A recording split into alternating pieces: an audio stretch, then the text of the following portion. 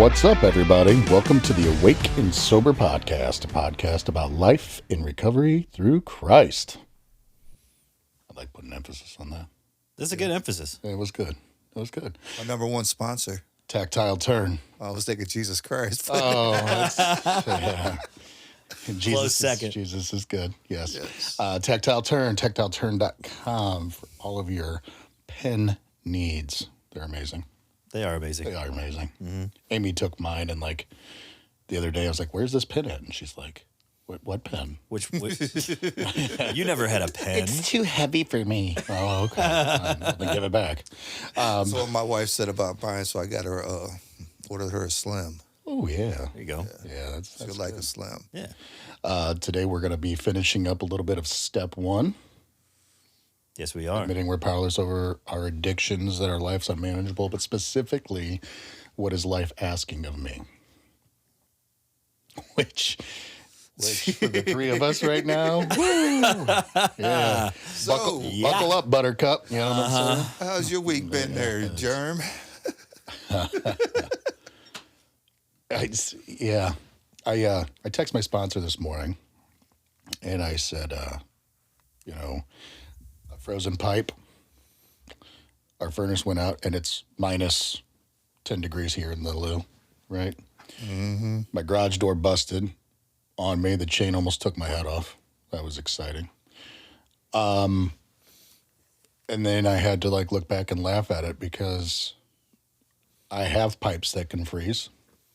I have a garage door. And I have heat.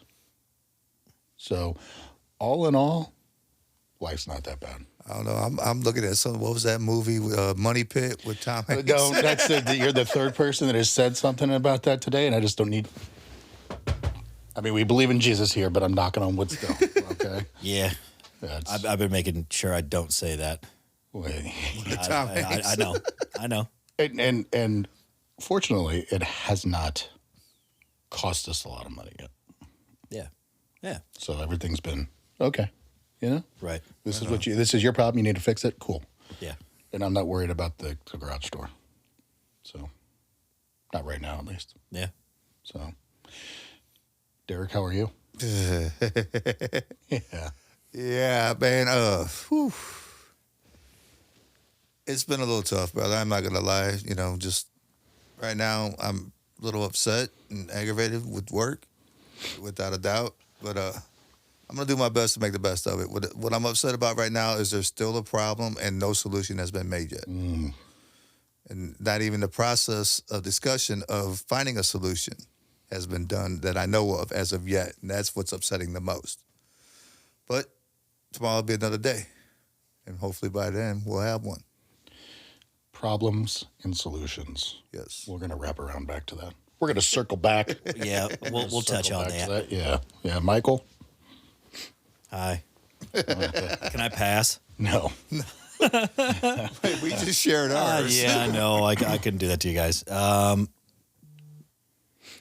Just like you said, finding gratitude in what I do have. Work's been kind of tough lately. Relationship's been kind of tough lately. But I have a job and I have a relationship, At the end of the day, life is still good. I got air in my lungs. I got a job, I got a car, I can get to work. Very much so trusting in my higher power and just asking for help to get through it, I'd be lying if I said alcohol when I go into gas stations doesn't look good. And I've been kind of keeping that away for a little while. But, yeah, man, a lot of stressors. But I'm coping, I'm using the tools that I was given, and we're getting through. Tomorrow I have a choice. I can wake up and make a better day out of it, or I can stay in bed and wallow in self-misery, Mm-hmm. That's not going to do anything. That's not going to do anybody any good. So, yeah, overall, life is okay. Life is okay. Okay. It's okay to be okay. It's okay to be okay. Absolutely. It's okay to not be okay. Yeah. This is true. Yeah, this is true. Make sure you like, share, subscribe, whatever platform you're on. That would be great. You want to throw us out there on the socials. Yeah. You know what I mean? Spread the word. Yeah. Yeah. So At least we could all laugh about this right now. well, yeah, right now. Right.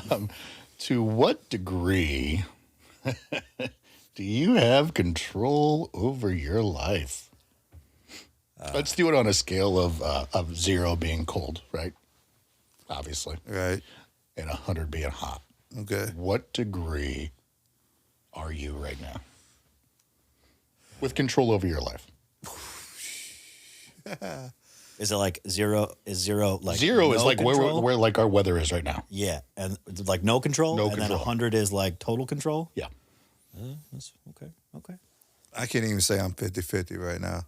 Well, I mean, that's not a degree. 50. 50. I ain't even at 50. I mean, don't even feel I'm halfway of control of my life for some Yeah. reason. I don't know why. It's just, I don't know, man. It's today was just not a good day. I guess I apologize if we see a little gloom today on the podcast, man. But I've just, it's one of those things, man. I'm like I said, I'm a little upset. But control wise, I mean, I make the choice, like you shared. Do I get up out of bed and go to work? No matter how upset I can be at the time, do I get up and go to work? I have that kind of control. So maybe, 65 degrees of control, maybe. Okay. Michael? I'm gonna. I really want to defer. I'm gonna go.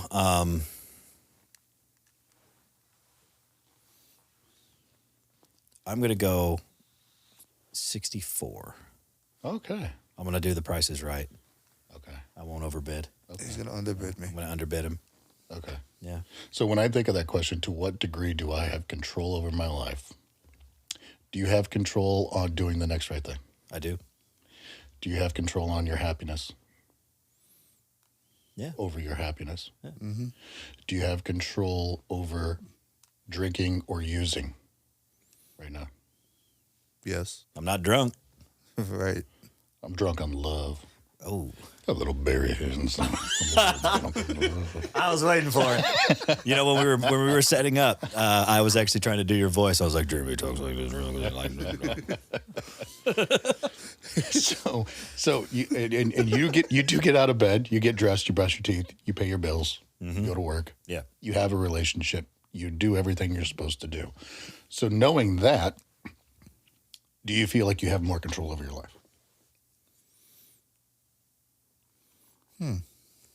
I would say I'm at about a 63%. Oh. he undercut both of us. Wow. Oh, man. Well, and where does our strength come from? Jesus Our higher Christ. power. There you go. Yeah. Yeah. Without a doubt. Yeah. So he makes up for the rest of it. Yes. Yes. I think he's got more control over my life than just 35%, though. Because I don't do things a lot of times because of my love for him and my servitude towards him. Okay. Like one of the reasons I don't use, not only for my own health, but the fact that I serve a higher, I serve Christ, and he's like, no. So I don't. So is God 100%? Oh, without a doubt. He has to be. Or maybe 85% because I still try to control the other 15. But Right. Yeah. But he gives you the control to say no. yes. Say no to drugs. He gives you Nancy Reagan over here. what? I said Nancy Reagan over here. Say no to drugs. This is your brain. This is your brain on drugs. Any questions? Oh, man. Those were great. The Yeah, they fried were. egg in the pan. Oh, yeah. I always like the one where the lady put the egg on the table, so this is your brain, and then took the skillet and smashed it. So this is your brain on drugs. Any questions? Yeah. Good God, lady. It's mush. Yeah. Excuse me. So when you put it in those terms, I mean, it does. We do have, and I'm glad you like put it like that because it really does show. Like, we do have a lot more control than we think we do. You know, sometimes for all the people that are watching this, these are 3 people that are in long-term recovery. And I just want everybody to know that it's okay to have a bad day. You know, unfortunately, all 3 of us are having a bad day at the same time. Yeah. And But hopefully, this will help you guys, see and realize that no one's infallible. We're not perfect. We're human. We have emotions. We have feelings. We have thoughts that sometimes can take us over, and can control us. But what do we put it up to relinquish said control? So we can get ours back. Well, with like bringing that up though, like I shared, I'm a little upset about work. I'm upset about work because I'm choosing to be upset. So I do actually have the control over being the fact, am I going to be upset or not? Yeah. Like Shane likes to say, if I spit on you, do I make you wet or do I make you angry? oh yeah, I'll make you wet. He chose to get angry.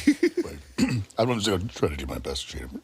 Now, do you get wet or do you get angry? You sound like Kubo Jack or whatever that kid was back in the day. I'm not here today. My name is Shane Lastway. Yes. Shane's not here with us today. Y'all Shane's know gonna this. love this. I wonder if he's had a good day. I mean, we can't answer for We him. can't answer for him. Did he sound more chipper on the phone than we do? Well, he's going to play pickleball, so he's pretty happy. Oh, pickleball. But he's working at the church, getting, so we Yeah. can get Reclaiming Hope up and going. So he's working on the building. So he's been doing that all day. So he's a little. This is talking about a man that doesn't normally get his hands dirty. Hey, Shane, nothing but love for you, buddy. But you know as well as I do, you don't like to get your hands dirty. You're out there doing it right now. So power to you, brother. I But have nice pins for a reason.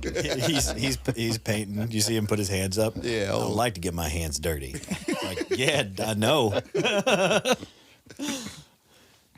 Yeah, that's yeah. I mean, everybody that's been listening. If this is your first episode, yes, we're all in recovery. But if you've been listening for a while, it's one of those things where when I have a bad day now, I don't have to drink over it. And it's because of, bringing it back, step 1.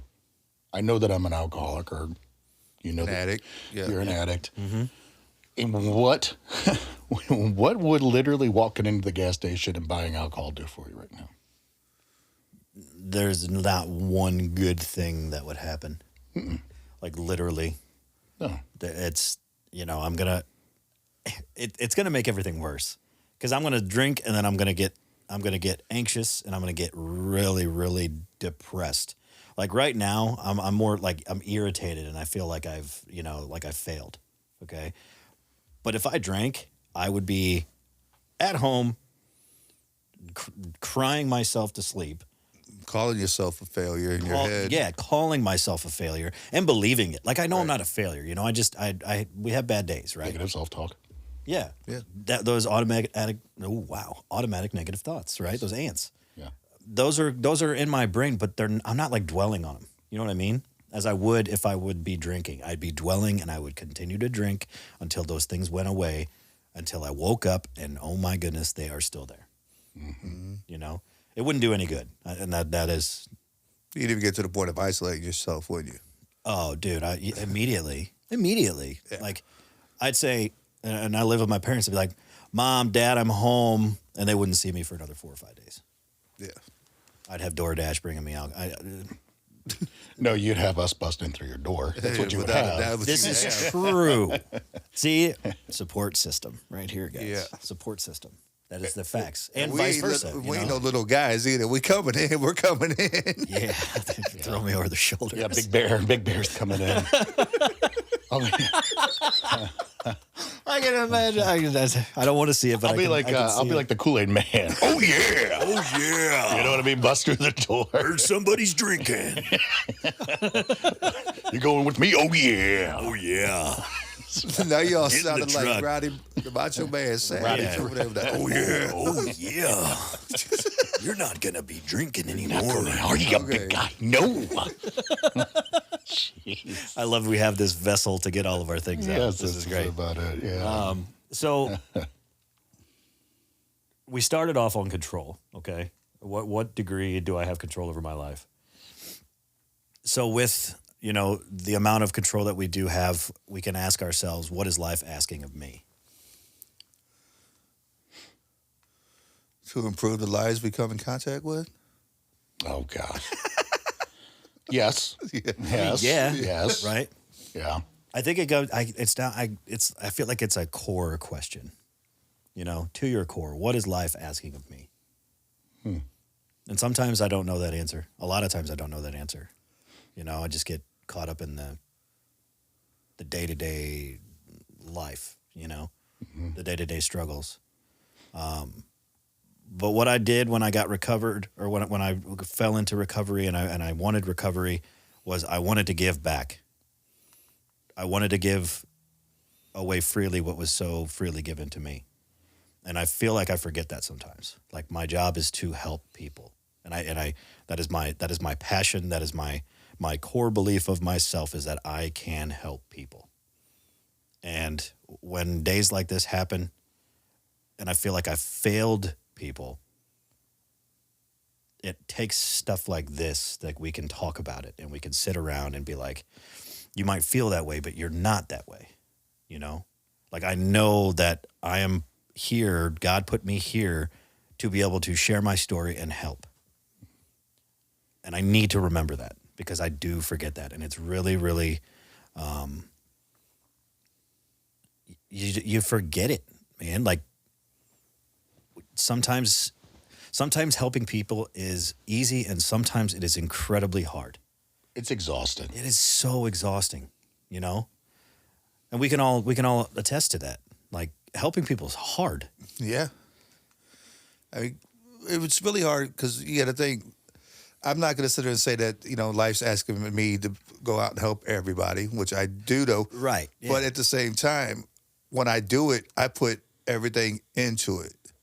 I try to put all of me into what I do, working with people, and it gets exhausting. Especially mentally exhausting, more than physically. Mm-hmm. There's a lot of times, I'm not going to lie, I'd rather be back out building houses than I am helping people. Because, I know why I'm tired. Now I'm just, yeah. Yeah. Right. Yeah. Mentally, emotionally. Yeah. Burnt. It's like burnt. Right. Yes. And it gets, and we let go of that control when we let it aggravate us, when we feel that we failed somebody. Yeah. Or we poured so much into somebody, but it feels like it was for nothing, and stuff like that. That's really aggravating and exhausting more than anything else, I feel. But I gotta say that my life's calling me to do what Matthew 28:19 says. Go and make disciples of all nations. I go and help people, and I conduct myself in a way, no matter where I'm at, where I'm going, that I feel that people can see a higher power working in me. They can see Christ at work. They can see that, I'm not a guy you want to step on his toes, but at the same time, I'm going to love you to death. Not because pretty much because Jesus says I have to, but no. This is true. But I'm going to do it. Yeah. And that's what, to love my neighbor as myself. That's what life has called me to do. It's so hard to do. Oh, boy, you ain't a whistler. It is so hard to do. Especially when you feel like you pour so much into somebody, and it was like pouring water through a sieve. It just down the drain, nothing. It can hurt. I think it hurts a little more than anything else. I had to learn early on that others' crisis is not my crisis. Right. Preach. And so, because I feel for the men and women who are still struggling. I feel for the men and women who come in to the recovery center and they're not ready.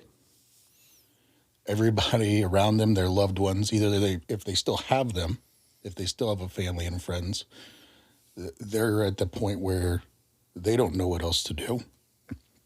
They love them very much, but they're sick of seeing their loved one kill themselves. And it's just, it hurts almost to the core when people go back out. And I truly am glad. I'm happy when somebody leaves, they relapse, and we get to see them again. Like when I say I'm glad to see you, I really mean that because that means there's still a chance. Because a lot of people don't get that second chance. I was sharing with the guys today that sign that Shane gave me a long time ago. Not a long time ago, but I get to do this, and I've talked about it before. And it was really resonating with me last week when I had troubles with a client who was struggling. And I felt that because I see there's a lot of parallels in our recovery and our lives. So as he's going through this struggle, I'm like, man, I don't know what else to tell this guy. And then I'm like at the point where I just wanted to, I was going to kick him out. I was done. I'm like, I'm done with you.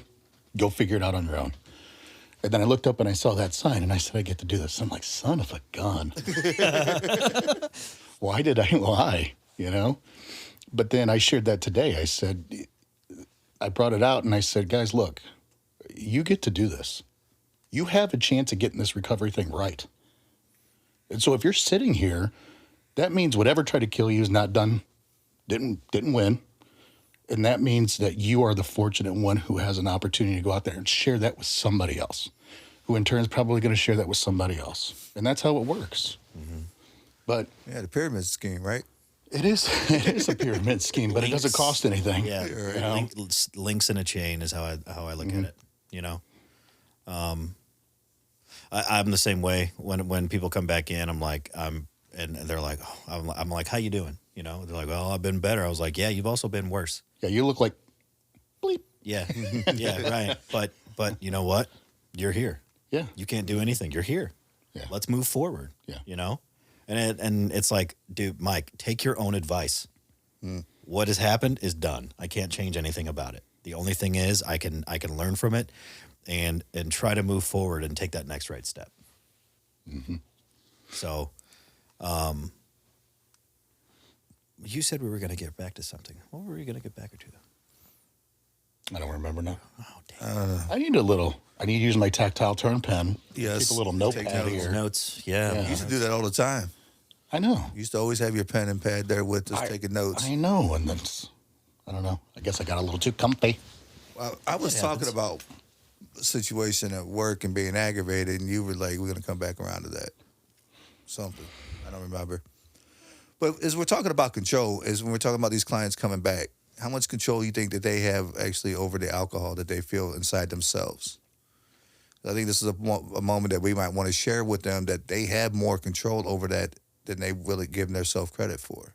They're stronger than they feel that they are when it comes to having that control. But mentally, where do you think they're at? Shame and guilt.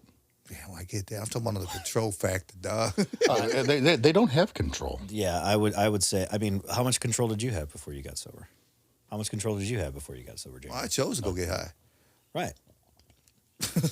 Yeah. and I ask this question a lot in my groups. It's, when did it change from wanting to use to needing to use? And then when did it change from wanting or needing recovery to wanting recovery? I asked them, can you guys put it on a timeline of when you went from wanting to use? Because I wanted to use for many, many years, but then I needed to use, that choice was taken away from me, I feel, by the substance itself. I had zero control. I knew that I couldn't stop if I didn't get the heck out of, society for a little while. I needed to get away. I needed all of those options to get away because I knew if it was my choice, if it was my control, I'm going to keep drinking. I'm going to continue to do what it was, But I feel like that new clients or new people in recovery have control. They don't understand that they have that much power. Does that make sense? Mm-hmm. Like they have it because they don't know how to wield that power or that control, So once we get them in and, they get into a little bit of recovery, you learn those tools of like, you don't have to drink, because if you're drinking or you're using, you don't have to use, because if you are, you're giving the control away. You know? I think it comes with a point when we're using the drugs and alcohol as the coping mechanisms to deal with certain things. I don't know. I noticed that's where I lost control over my addiction. Was when I was upset or I was angry, I always ran to the drugs because that was my calming. That's what took care of me. That's how I cope with situations. I mean, I had gone 3 years, didn't use nothing, not a thing. And then something come up, things happen. Next thing you know, I'm back to smoking. Next thing you know, I'm back to using harder stuff. Next thing you know, I'm back, So I think we lose control when we keep using those coping mechanisms instead of the coping skills that we try to teach and learn from others. What happened? Nothing. Just checking, making Okay. sure. I'm thinking about your question. And I got to the point where I wanted alcohol because it made me feel good. It made me a little bit funnier. I got to relax a little bit more, to the point where I was doing it all the time and I needed it just to function. Like, I needed it so I could put the food in my mouth on a fork without it falling off. Like, that's where it was. And then in recovery, going to step one, when I realized the need, I needed to want it more than I needed it, was when I stopped lying to myself. I had to be honest with myself, and it starts at step one. When I finally stopped lying to myself and said, you know what, I am an alcoholic and my life is unmanageable.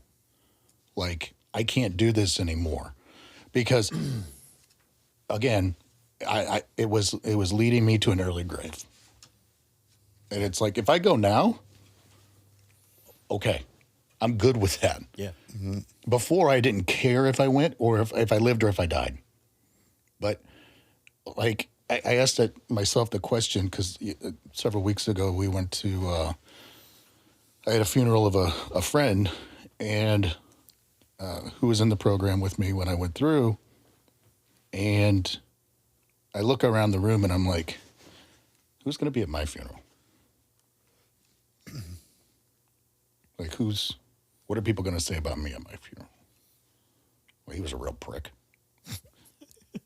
Thank God. Well, would you take that as a compliment or as an insult? I would be up there laughing. Yes. Yeah. Yes, I was. Yeah, you Yes, I was. Thank you very much for noticing. Yeah. So you were there sober and asking that question. Did you ask that question where you were still drinking? Who would care? Who's going to be there? I'd ask that I would ask that too. Nobody's going to care. No one. Nobody's going to show up. Nobody's going to come. Yeah. What? Yeah. Why would they come? They haven't talked to me in the last 6 months to a year. Why would they come to my funeral? Yeah. And it was like that was an enticing decision to make. It's like, screw it, I'm done. Mm-hmm. And I love how you said the moment you stopped lying to yourself, the moment that we let go of that control and that falsehood that we did have control. That's a powerful moment, and that's when I had a similar thing happen to where I had a buddy text me. And for the first time in my life, for the first time in a long time, I was so tired of lying. So I finally told him what was going on, and he immediately put me in touch with, getting help, But that was a decision that, I don't know, like, it's not that I knew I needed help, but I didn't know what I needed or how to go about it. And it took someone else who had received recovery to come to me so I could get it, So that lie, and it's funny because I'm talking about this with a couple of my people. One of my guys said, addiction is a lie. It is a wholehearted lie. Mm-hmm. You think you have control, you have no control. It's a false sense of. It's a false. Yeah, it's a false sense of control. Yeah. It's funny how you guys are talking about the first thing you had to do was quit lying to yourself. Yeah. So what I have here is the Celebrate Recovery Step Study book. Step one, first lesson. Denial. Stepping out of denial. Yeah. We got to quit lying to ourselves. We got to, we have issues. We have problems outside of just drugs and alcohol. Mm-hmm. As we come to recognize that So I would love to be able to get these other people, other clients and stuff to recognize, hey, there's more to it than just you drinking. I understand drinking and drugs is a problem, but why? Why are you using? What are you truly denying that you had to use to cover up? Know your why. Quitting is probably quitting is the hardest thing. Well, Putting it down. putting it down. I would say that and then was saying I'm never going to pick this up again. That was. Let me take that back. I thought that was the hardest thing. And then the quitting the drinking, looking back on it, was like, okay, that really was the easiest part of it, because then I had to look at myself and be like, oh, Yeah. that's kind of ugly, This is what I was I avoiding. mean, the outside is handsome as all get out, but the inside was pretty. You should let other people tell you that, man. Lord. It's like your truck. I'm sure Shane's gonna have a picture of me from I don't know, my drug unit days or something. Before the yeah. beard. Yeah, before the beard with my earrings and everything. Yeah. Yeah. He'll be like, this is what he said was handsome. Yeah. Jeez. Or me flopping around on the ground playing pickleball. Anyway, Yeah. it doesn't matter. Yeah. But yeah, then it's like, okay, you have to look at yourself, but you only have to do that. Like the hard part is getting through it the first time. It's that unknown. Like what is going to happen when I do get into recovery? That's right? what's scary is we don't know what's on the other side. That is the unknown. I know what alcohol gave me. It was misery, but I knew what I was getting. But like it was shared, it was your coping mechanism Yes. to deal with things. And Yeah. I think that's what we get scared about the most. How am I going to handle this now that I'm sober? How am I going to deal with this chemical depression now that I'm sober? How am I going to deal with the deaths and the stuff that's happened and the trauma that I dealt with as a kid? How am I going to deal with that now that I'm sober? I think that's what scares individuals the most. Because now, like you said, you have to face yourself. And everything that's bothering you, that's hurting you, that's really the real issue, it's hard to look into. I think that's what scares people the most. But it kind of goes back to our next thing, which is worse, failing or never trying. You're never going to know exactly what you're capable of doing, even in recovery, especially in recovery, if you're not doing it. And I would like to think that, not giving recovery a shot would be a lot worse than failing at it. Excuse me. I don't know if that makes sense. Yeah. You can't fail if you don't try. Right. Right. So was it Thomas Edison said that there was, when they asked him, well, you found 9,999 ways that the light bulb didn't work. Or you failed 9,999 times. And he goes, no, I just found 999 ways that it didn't work. Yeah. And it's like, man, that guy kept failing and failing and failing and failing until he 10,000 times I got it right. And this goes with recovery, man. We go into a program, we're in there for 30 days, or 17 days, whatever it is, and you get out. If you're not trying, you're going to fail. Give recovery a shot. What is recovery? You don't really have much to lose, but a few days? Give it a shot. See what it's like.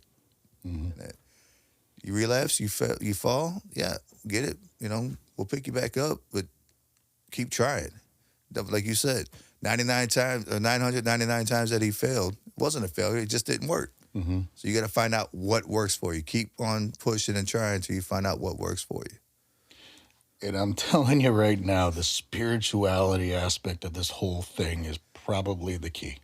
Yeah, well, It's God. God is the key. Spirituality is the key. Your higher power is the key. That when your spirituality is up, everything else just falls into place.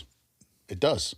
And how many people do we know that come into recovery that literally put the brakes on and say, nope, nope, nope, I'm going to do it this way, and I'm going to take the spirituality and that higher power thing out, and I'm going to do it my way, and how many times do they come back? More than I'd like to Personally, say. yes. Yeah, more That's than just I'd like to personal see. opinion. Again, I know there's more than one way to skin a cat. There are other ways out there. I'm only speaking from my point of view and my perspective.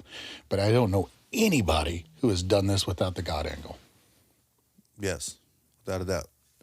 Well, there's one individual I had met in my time who did not do the God thing in his recovery, did the SMART recovery program, and it's actually worked for him. As of up to this point, it has worked. but that's one as out of the 20 or 30 people I go to CR with on a Tuesday night that it's working for. You know? So And it's like that's what I say. We give suggestions, and it's up to them to take it. You know, here on this show, it's our opinions, it's our suggestions, it's whatever. You don't have to take it. You don't have to like it. And I'm good with that. But it's like if you've tried everything else, but you've never tried this, don't you think you might want to just try that one? Just give it a shot. Just give it a shot. And you know what? If it doesn't work, guess what? No big deal. It didn't work for you. At least but you tried. if you're not being honest, open-minded, and willing to do that, then I can't help you. Yeah. I was that way because I had fallen away from my higher power or God or, Jesus Christ. And Old JC. oh, JC. Shout out the OG. It was like at one point, I even wrote in my journal, like, I am my own God because I'm doing the work. I'm here. I'm going to do it. I'm doing all these groups. I'm doing all these classes. Right. And man, did my sponsor give me he's like, okay, Dose of reality here. yeah, Take this little right, teaspoon. right. And granted, this was like 50, 55 days, maybe almost 2 months. This isn't your current sponsor, then. No, old sponsor. Okay. Yeah, he's like, okay, we're never going to say that again because you're not. So just get it through your head. And that was a turning point in my recovery because that falsehood of control, that I could control and I everything is going to go my way, and if it doesn't go my way, then it's not going to work, But then I had to come to terms with the fact that I don't know how to do this. I have no idea what I am doing, I need help. And luckily, with the help, I started seeing, like you said earlier, like acts of kindness. You see God through other people, right? Working through other people. I put my faith in people again, and I made that my higher power. I see God speaking through people to me in the meetings in the groups, and now it has completely transitioned into more of a God, Jesus Christ, Savior type deal, right? But it wasn't easy, because I was so conditioned and accustomed to having that sense of control that I had. I didn't, but I felt that I had that control. You know what I mean? Mm-hmm. So it's as soon as I started becoming more spiritual and more, I started finding my faith again. Honestly, the better I started to feel because I felt like I could give up that sense of control. I can only do my best. God gave me free will. He gave me decisions to make. Do I make the right ones? And if I don't, he's still going to be there. Yeah. He don't go nowhere. No. Yeah, he's there. Mm-hmm. Yeah. He's like, I did put this person in your way so you wouldn't do that, but But you just went right around. It doesn't matter which which decision you make. God is there no matter what. No matter what. without a doubt. So whether it turns out to be the right decision or the wrong decision, God was there with you through it all. Mm-hmm. Yeah. That's the number one thing too. He's always with us. Won't fail us or forsake us. And that's having a belief like that, knowing that God's going to be there for us, even in our recovery. Very relaxing. We say, almost like Mike was saying, when I was able to find that faith, I could let go of that control. And it's like when I have that control and I'm thinking I'm running stuff, thinking, I'm better than God at the moment. I would not like that, but when I feel like that way, when I have the control, I think I have the control, and things aren't going the way I want them to be in control, what does that do? But nothing but tear me down. Mm-hmm. When I'm letting go of that to God and giving it to Him, that's one less thing I got to worry about. I'm good. Yeah. Yeah. And I think that's another thing too is I would, heavy into my addiction, I would pray.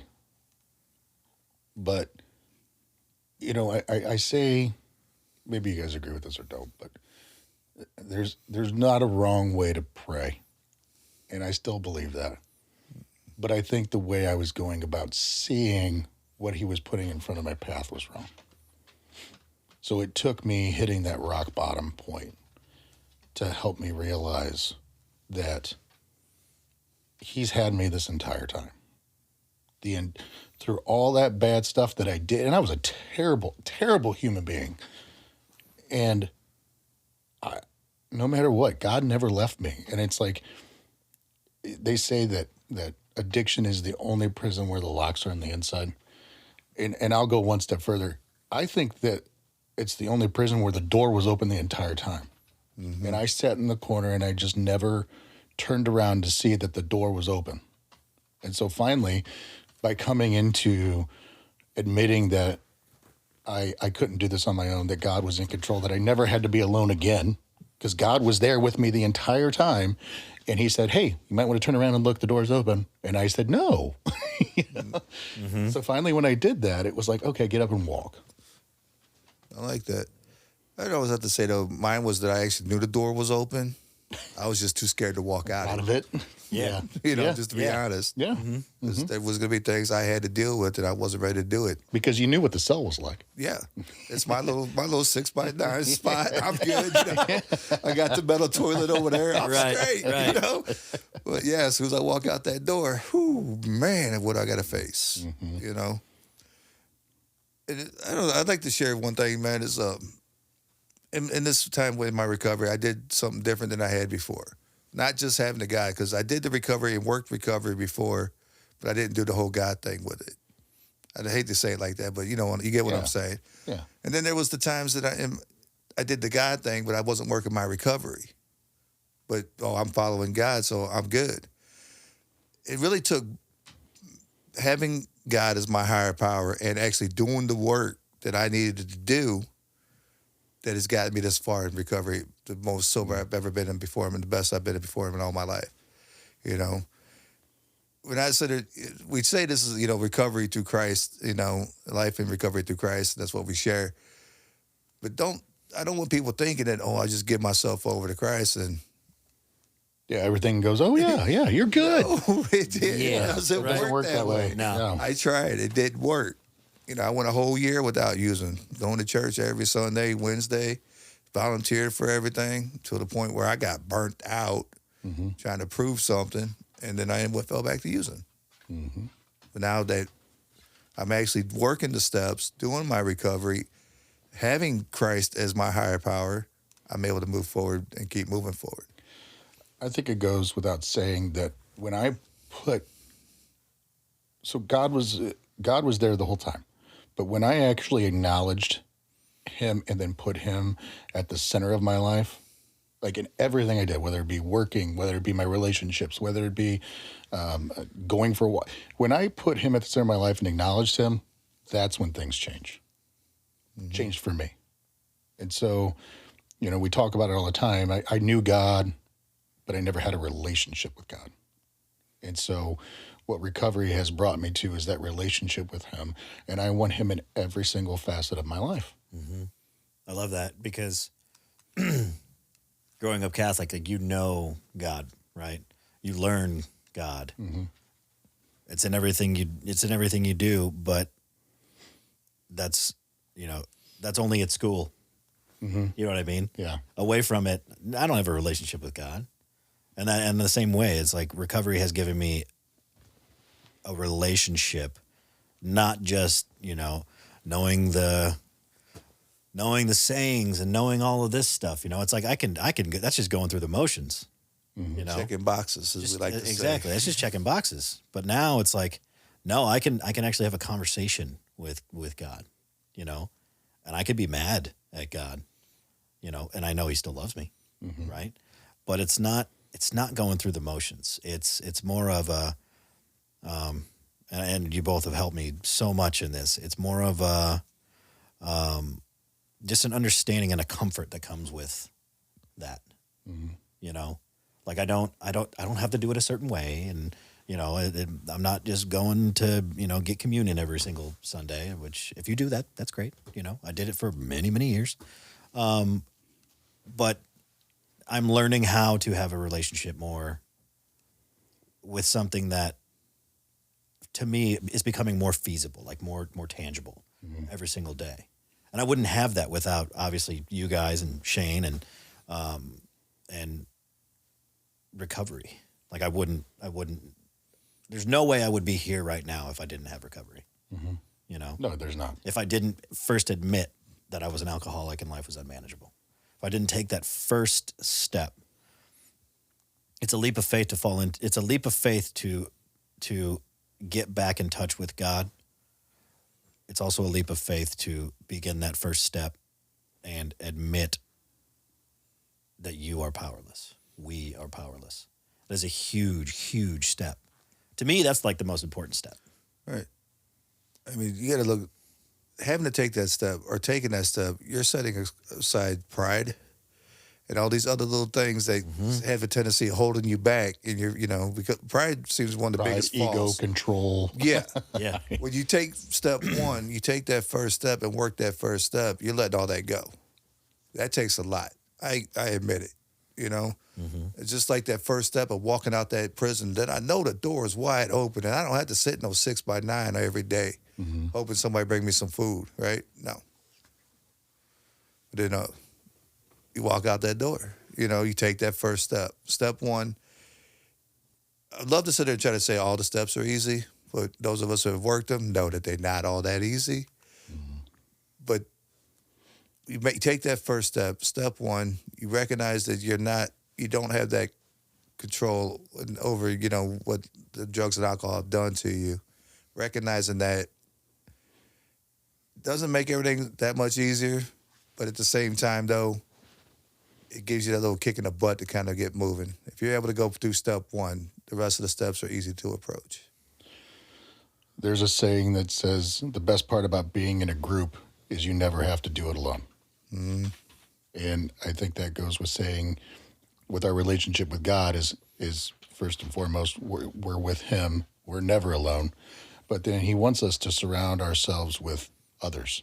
That's what we were meant to do. We were meant to help others. We were meant to be in a pack, per se. I don't know if you guys have heard, but like when they reintroduced wolves to Yellowstone, it changed the ecosystem, like in a good way. Like the river started flowing differently because of the beavers, and then the buffalo moved, and then this herd moved, the elk moved, and it's like, so everything had a purpose. And so when they took that out, it kind of just went all awry because that's not the way that God created it to be. And it's the same thing with us. It's like, what is life asking of me? Well, what did God create you to be? God created you to love your neighbor, love him, love your neighbor, help others. And I think that's what we're meant to do, is to give away what's been given to us. At least for me. Ditto. Yeah. Are we about time to wrap it up. You got We any? keep talking on this. We can talk on this all For day being a long, little man. It's crabby, I powerful think we one. did all right. Yeah. I feel a lot better. Yes. Me too. I feel much better. I feel like men's are needed. I don't know what it is about your face, but I just want to. It's his gamer face. whatever it is. Just Whatever it is, change just- it. Just change it. Shane is not here, but shout out to him. Yes. Derek, What's up? in closing. In closing, I wanted you guys out there to listen to this that are still stuck in your addictions and that recognize the fact you're stronger than you think you are. Take that first step, work step one, and you come to recognize that the more you go through the steps, the easier, I don't want to say easier, but more conveniently you start your recovery starts coming to you. There you go. That sounded better. I dig it. Yeah, and I think the first step to simplified is I can't. I can't anymore. Can't do it. Yeah, there's hope after that. I promise. That is a promise I will make. I do have a verse. Do you have a verse too, buddy? I didn't get one, no. Oh, okay. I've been looking. Deuteronomy 7:9. Know therefore that the Lord your God is God, the faithful God who keeps covenant and steadfast love with those who love him and keep his commandments to 1,000 generations. So celebrate recovery. When we do the steps, we have biblical comparisons Right. to the things. So the step 1 verse says, "For I know that good itself does not dwell in me, that is in my sinful nature. For I have the desire to do what is good, but I cannot carry it out." Romans 7:18. Is where we come to recognize that, sinful nature is like everyday life to us. Knowing that we can't control it outside of ourselves and we need that higher power. Step 1, stepping out of denial. Amen. Amen. Anything else? Make sure you check out tactileturn.com. Sober 15. Get 15% off. Sober the pen. 15 when you Yes. click on that. Yes. Absolutely. Yes. And don't forget to like, share, and subscribe. We are on all podcast platforms. In closing, the first word of any program that you work is we. And I hope that everyone out there understands that it's not an I program, it's a we program. Together we are strong. And So we are all better individuals right now for being here together as even though we were upset by ourselves. I know. yeah. Ain't that something? Yeah. It's funny how that Yeah. works. If you began this podcast and you're watching it, if you don't see a major change into us at the end of it, just 3 of us talking about what we believe and what we know in our hearts to be true, something's wrong. You're blind, and I say And that that's okay if you are. and that's okay If if you you're only are. listening and you're Yeah. blind, that's okay. It's okay, but it's amazing. It's amazing, and I don't want to hate on any listeners, but it's amazing what happens when you get down with like-minded individuals. You sit down and you talk about what's going on in your lives, because it really does. It makes a huge change. And really, how much did we talk about the problem that's really bothering us? We didn't talk about anything. About the first 5 to 10 minutes Before of the podcast. Yeah. Well, whatever. But I'm saying we talked about something else, Yeah. and it got us out of our heads. Yep. Yes. Yeah, That- that's how it works. But I was bringing in the fact that we did open up about, issues that we were having. Right. But the fact we were able to open up to others, Yeah.